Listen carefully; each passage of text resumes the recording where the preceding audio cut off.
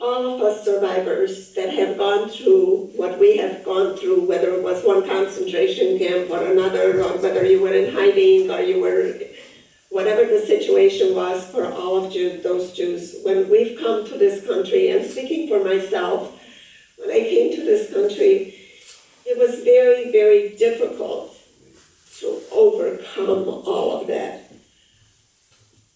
You know, especially for me, I found it extremely difficult, and I had my aunt that I lived with when I came here who helped me, who was wonderful to me and helped me to try and overcome this. And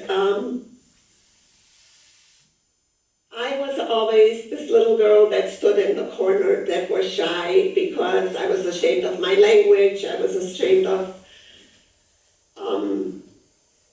who I was ashamed of coming here as the Greener and immigrating to this country, and people looked at us in a different way. And I remember my aunt who really raised me when I came here, and her thing was if she ever wanted to discipline, she had 3 children, if she wanted to discipline us, she didn't do it out loud, but she would ask us to go to lunch with her, took us to lunch in a restaurant, and we knew we did something wrong. And so I remember sitting with her, and she told me, you need to remember who you are and what you are. You can't become someone else.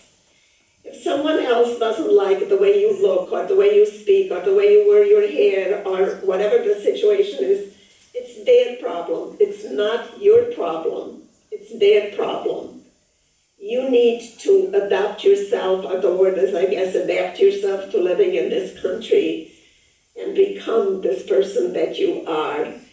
And I believe that she's the one that truly helped me overcome a lot of this.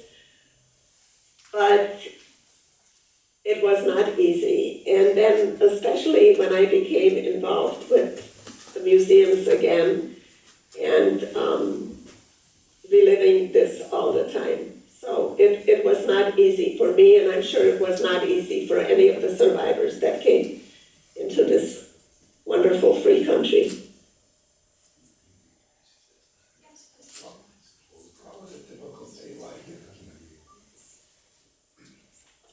What was life like in the camp?